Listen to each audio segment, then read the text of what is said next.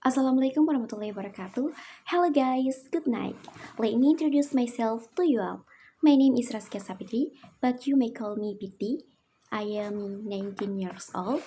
I come from Indonesia and I speak Indonesia in my daily activities.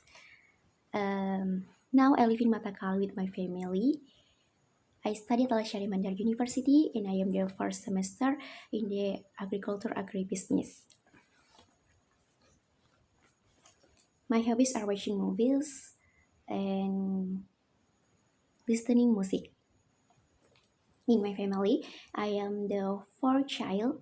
I have five siblings and three brothers and two sisters. The purpose of making this video is to complete my English segment number 8, which is reading an article starting from the abstract and 5 paragraphs after the abstract. So please stay tuned, watch and listen to me carefully.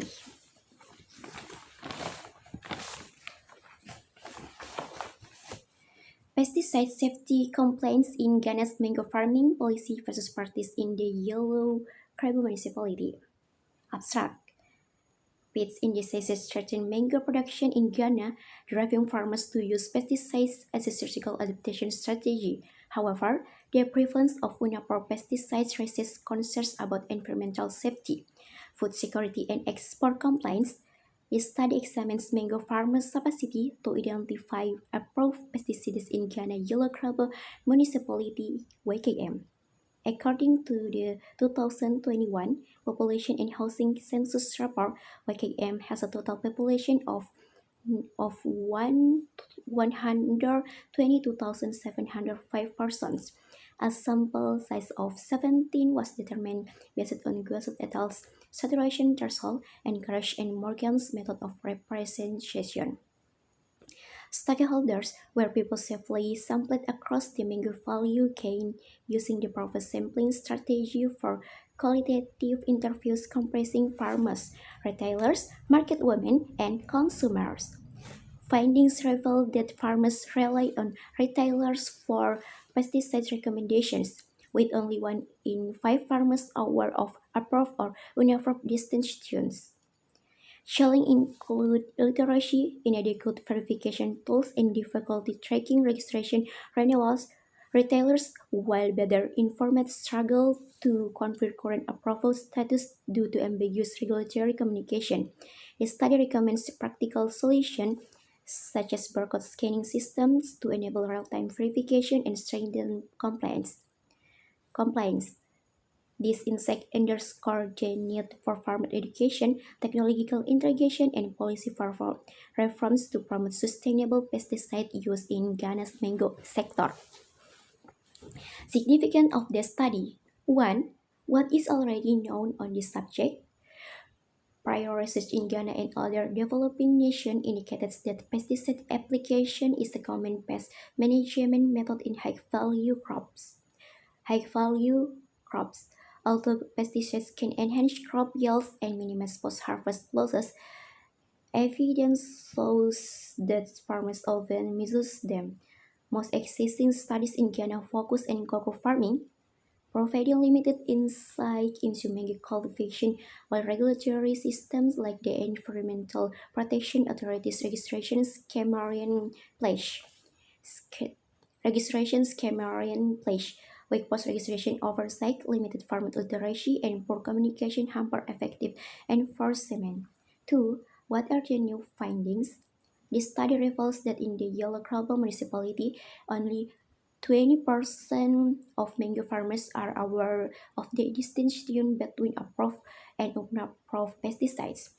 Most farmers rely heavily on agrochemical retailers for recommendations, often without verifying regulatory approval or renewal status. Retailers themselves face challenges in confirming up-to-date approvals due to the lack of real-time verification tools. The study also highlights that while pesticides are indispensable for preventing severe damage, there's growing pest resistance there is growing pest resistance and consumer concern over residual levels. A practical innovation proposed by both farmers and retailers is the introduction of barcode or mobile-based system for instant verification of pesticide approval and renewal status. 3. What is the expected impact on horticulture? By addressing the knowledge gaps and verification challenges, identify the study and inform policies and interventions that improve compliance with pesticide regulations in mango farming. An important component of Ghana's horticulture sector, implementing technological verification system, enhancing farmer education, and strengthening retailer accountability could reduce the circulation of unapproved pesticides, thereby, thereby safeguarding consumer health, protecting the environment, and preserving the integrity of horticultural produce. Such measures will also enhance the competitiveness of Ghana mango exports by ensuring compliance with international safety standards, ultimately promoting sustainable horticultural production systems, strengthening food security, and improving rural livelihoods. Introduction. The global demand for mango has seen a steady growth in production in supply from 2.91 billion United States dollars in 2017 to 4.14 billion United States dollar. Ghana Export Promotion Authority 2022. Ghana's, Ghana's fresh sour-dried mango export amounted to 55.1 million United States dollars in 2023, even though it recorded a comparatively higher amount of 59.1 million United States dollars in the previous year. Despite the contribution, less than 10% of fruits including mangoes, are exported, with more than 60% lost annually from past innovation of Ecotel 2025. The mango sector comprises small and large-scale farmers guided by global certification, including the Global Good Agricultural Practice (Global GAP) certification scheme. According to Akron et al. 2025, these guidelines and their implementation may not directly promote the decent work but serve as source of income and livelihood to many individuals. Ghana's economy is driven primarily by its service sector. Notably, the agricultural sector remains the highest employer, around 39.74% of labor, and the lowest 21.4% contribution to gross domestic product (GDP). Yamek et al. 2021. Iran et al. 2023 stated the mango production is a viable business, provides good incomes, and ensures access to food for farmers in the Yellow Global Municipality (YKM). Mango production has increased their income, reduced outward immigration of the youths, and secure food security and provide sustainable money to meet education, health, and other social needs. Given Ghana's substantial mango contribution and potential to the economy and the food value Given Ghana's substantial mango contribution and potential to the economy and the food value chain for both domestic use and the export sector, the crop promises to become a big export product for Ghana.